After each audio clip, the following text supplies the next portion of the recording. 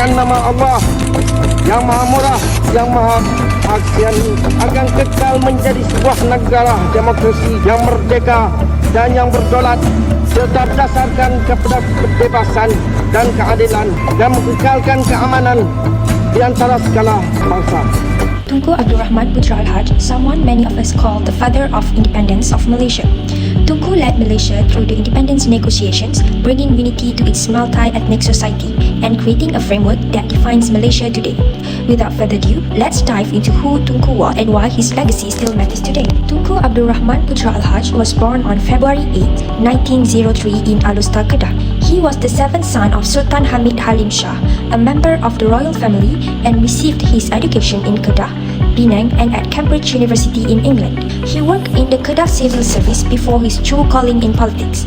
In 1946, he helped found the United Malays National Organisation, or well known as UMNO, which later became a key force in Malaysia's independent movement. Tunku became Malaysia's first Prime Minister in 1957, and under his leadership, Malaysia gained independence on August 31st of that year. Before becoming Prime Minister, he was involved in various roles that prepared him for this responsibility. One of his most significant achievements was leading the negotiations with the British for Malaysia's independence. It was about ensuring that the country would grow peacefully with a focus on harmony between the different ethnic groups. Establishment of political parties. Formation of UMNO. The United Malays National Organisation UMNO, established in 1946, emerged as a response to British colonial policies, particularly the Malayan Union proposal. This proposal threatened Malay special rights and the powers of traditional rulers, catalyzing widespread Malay opposition. Under Tunku Abdul Rahman's leadership from 1951, UMNO became the cornerstone of Malay political representation and the dominant force in Malaysian politics. The party successfully mobilized the Malay community and positioned itself as the guardian of Malay interests while simultaneously promoting intercommunal cooperation. Malayan Chinese Association MCA, founded in 1946 under Tan Cheng Loc's leadership, represent a crucial development in Chinese political participation. The MCA played a crucial role in managing and facilitating the resettlement of Chinese quarters during emergency period. The MCA evolved into a comprehensive political organization representing Chinese business. The Malayan Indian Congress MIC, established in 1946, led by John TV,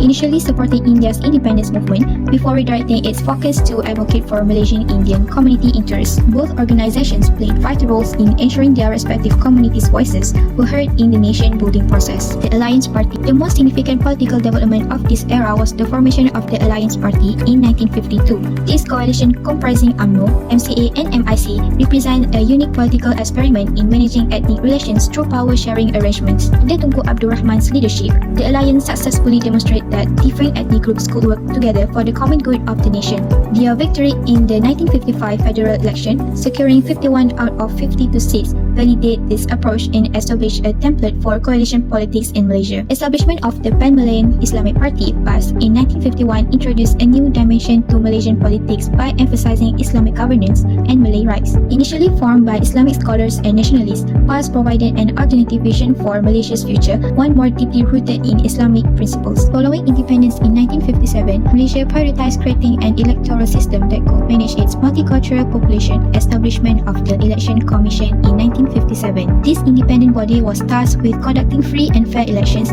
maintaining accurate electoral rules, and reviewing constituency boundaries. However, one of the most controversial reforms was the introduction of the rural weightage system. The system was designed to provide rural constituencies with greater representation by allocating fewer voters per constituency compared to urban areas. While the official justification was to ensure adequate representation for less populated areas, critics argued that this system disproportionately favored the rural Malay population. The implementation of these reforms faced significant challenges, particularly in the terms of communal politics. The electoral system had to balance the interests of the three major ethnic groups, Malay, Chinese, and Indian. The electoral system needed to ensure fair representation while maintaining political stability, a delicate balance that proved increasingly difficult to maintain. Opposition concerns. Despite the reforms, opposition parties raised concerns about the fairness of Malaysia's electoral system. Allegations of gerrymandering, manipulating electoral boundaries to favor by certain political parties were common. Practical challenges in implementing electoral processes were equally significant. The maintenance of accurate electoral rolls proved to be a substantial challenge, particularly in rural and remote areas. The task was complicated by limited infrastructure, communication difficulties, and the need to rescatter populations across diverse geographical terrain. The multilingual nature of Malaysian society added another layer of complexity to electoral administration. Election materials needed to be produced in multiple languages to ensure accessibility to all communities. In the early years of Malaysia's independence, the nation faced significant economic challenges. Poverty was widespread, the economy was heavily dependent on agriculture, and rural areas lacked infrastructure. Tunku Abdul Rahman understood that economic development was crucial to building a strong and united nation. Economic policies. Firstly, the United Malayan Government, led by Tunku Abdul Rahman, implemented the first Malayan Plan in 1956 until 1960, and the second Malayan Plan 1965 until 1970. Next, Tunku used World Bank support in effectively implementing the FAIZAL strategy, including infrastructure, development, education, and research. One of Tunku's most impactful policies was the establishment of the Federal Land Development Authority, or called as FAIZAL, in 1956. This initiative aimed to address poverty by redistributing land to rural families and promoting modern agriculture. Thousands of families were resettled, given land to cultivate and trade to grow crops such as rubber and palm oil. FAIZAL not just create jobs, but it also transformed entire communities. Additionally, Tunku formed the Ministry of National and Rural Development in 1959 to encourage agriculture development efforts. By this, when Abdul Razak, the Federation of Malaysia's Deputy Prime Minister, head of this ministry, key economic programs here have rural development program, industrialization and import substitution, focusing on agriculture and commodities, economic and ethics balance, foreign investment and international trade in education and human capital development. We move to the initiative. Firstly, rural development in 1959. This aimed to improve the standard of living of rural communities. By this, Tunku's administration made major investments in infrastructure, including roads, schools, clinics, and water supply systems to upgrade rural areas. Economic policies under Tunku also focused on building infrastructure to connect rural and urban areas. Roads, bridges, and schools were constructed, opening up opportunities for education and trade.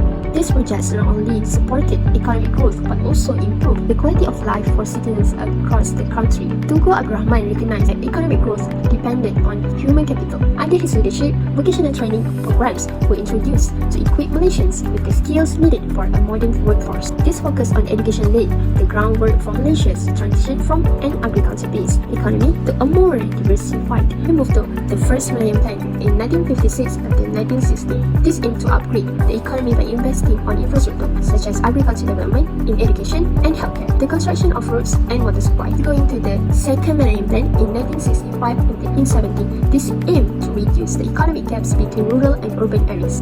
On this, providing hiring opportunities in small and medium-sized organizations, developing land for rubber and palm oil estates. Next, formation of FAIZAL. This aimed to fix the issue of rural poverty, new settlements for farmers, enhancing commercial agriculture, rubber as well as oil palm to be continued. This including investment in education by establishing schools in rural areas, emphasizing on technical and vocational education, providing access to education for all ethnic groups. And next, economic policy after independence. By social, it's eradicate poverty. By economy, implement a democratic economic policy. Lastly, international relations. This involves expanding trade with foreign nations. So here, to sum up, Tunku Abdul Rahman's administration established the pathway for Malaysia's modernity. At the end of Tunku Abdul Rahman's tenure, Malaysia had taken significant strides in economic development. Poverty rates dropped, rural areas flourished, and the foundation for long-term industrialization was established. His policy not only transformed the nation's economy but also brought hope and opportunity to its people. Vision for national unity. Tunku Abdul Rahman believed that education was pivotal in fostering national unity among Malaysia's diverse ethnic groups. He aimed to create a system that would bridge the gaps between different communities, ensuring that all children, regardless of their background, had access to quality education. Language policy. Initially, Tunku advocated for English as a medium of instruction for higher education. He viewed English as essential for gaining knowledge and accessing global opportunities, particularly for underprivileged groups who could leverage it to improve their socio-economic status. Educational accessibility. Tunku's reforms focus on making education accessible to all segments of society. He emphasized the importance of providing educational opportunities to rural and underprivileged populations which had been historically neglected during colonial rule. These policies aim at leveling the playing field so that children from poorer backgrounds could aspire to higher education and professional careers. Establishment of institutions. Under Tunku Abdul Rahman leadership, several educational institutions were established to enhance educational access and quality. This included the expansion of primary and secondary schools throughout the country, as well as initiatives to improve vocational training and higher education institutions. Curriculum development. The curriculum was also reformed to reflect a more inclusive approach that integrates various cultural perspectives while promoting national values. This was part of Tunku's broader strategy to cultivate a sense of belonging and shared identity among Malaysian students. Bahasa Melayu as national language. Tunku Abdul Rahman viewed Bahasa Melayu not only as a means of communications but also as a symbol of Malay cultural heritage and identity. Tunku Abdul Rahman prioritized building hospitals, clinics and rural health centers to increase access to healthcare services across the country. Its national immunization programs. The Malaysian National Immunization Program (NIP) was introduced in the early 1950s and is based on the World Health Organization's WHO expanded programs on immunization. Third is development of hospitals and specialized services. District and general hospitals. Its existing hospitals were expanded and new ones were built to improve access to secondary and tertiary care. Social welfare program, district and general hospitals. Financial assistance. Its aid was provided to low-income families, orphans and the elderly. Rural development projects. Welfare initiatives were integrated into rural development plans to improve basic living conditions, including housing, clean water and sanitation. Women and children, as special programs focus on maternal health, children welfare and nutrition education. The new economic policy (NEP) was introduced in 1970, integrated welfare goals to address poverty and economic disparity, which is eradication of poverty and healthcare as a tool for development, as healthcare access was framed as a crucial component of reducing poverty and promoting national productivity. The development of the North-South Highway began in the late 1960s. This highway is more than just a road. It is the backbone of the country's connectivity. It links the northern and southern regions of Peninsular Malaysia, making transportation faster and easy. Tunku also spearheaded the development of the Port of Kelang, which became one of Southeast Asia's busiest ports. This project was crucial for international trade. It positioned Malaysia as a key player in global commerce. He recognized the importance of developing rural areas as well. Projects that improved roads, bridges and public facilities connected rural communities to urban areas. By improving telecommunications, he made it easier for businesses to thrive, for people to stay connected, and for everyone to access crucial information no matter where they live. As the capital, Kuala Lumpur needed infrastructure to support rapid urbanization, whose investment in roads, utilities, and transportation systems helped the city expand, making it a bustling urban center. In 1961, he created the Federal Capital Development Authority (FCDA), which played a key role in planning and managing the growth of the city. Additionally, Tunku's policies laid the groundwork for Malaysia's new economic policy, which aimed to reduce economic disparities across different ethnic groups and promote development throughout the country. This policy helped address regional inequalities and laid the foundation for Malaysia's inclusive growth. The first thing of how racial harmony was promoted was through a formation of the Alliance Party. The Alliance Party served as a symbolic and practical model of how diverse communities could work together politically. This was critical in promoting trust and fostering harmony among Malaysians of different backgrounds. Therefore, by bringing together leaders and communities from different ethnic groups to work collaboratively for independence and nation building, the Alliance Party under Tunku Abdul Rahman laid a foundation for racial harmony in Malaysia. The second of how racial harmony was promoted was encouraging cooperation among ethnic groups. Tunku prioritized fostering collaboration between Malaysia's diverse communities, especially during the independence negotiations. For instance, when creating Malaysia, Tunku included Singapore, Sabah and Sarawak, incorporating the diverse populations of Malays, Chinese, Indians and indigenous people. He ensured that the formation of Malaysia respected the autonomy and unique identities of these regions. Third one was by rejecting sectarian politics. Tunku worked to ensure that leaders within the Alliance Party acted as representatives of all Malaysians rather than focusing solely on their respective ethnic group. He ensured power sharing among Malays, Chinese and Indians to avoid dominance by any one group, fostering mutual respect and interdependence. Fourth one talks about how symbolic leadership of Tunku Abdul Rahman leads to a promotion of racial harmony. Tunku believed there was no development in politics without peace, and without peace the people would be against themselves. Hence, harmony among races as a guiding principle became his pillar. Moving on to the next slide, the first one is recognition of cultural traditions. Tunku implemented policies to celebrate Malaysia's multicultural heritage by formalizing festivals. These festivals that we'll talk about include such as Hari Raya, Chinese New Year and Deepavali as public holidays as a way of incorporating and honoring inclusive cultural practices, educational and linguistic strategies. While promoting Malay as the national language, Tunku also ensured the continued use of English and supported vernacular schools. His cultural policies encourage all Malaysians to adopt Malay as a unifying language while respecting and preserving their unique cultural practices and languages. The next one is by highlighting Malaysia's identity as a multicultural country. Tunku spearheaded initiatives to showcase Malaysia's multi-ethnic culture on the global stage. This approach not only established Malaysia's unique identity, but also promoted the nation as a model for diversity and tolerance. Last but not least is about constitutional safeguards.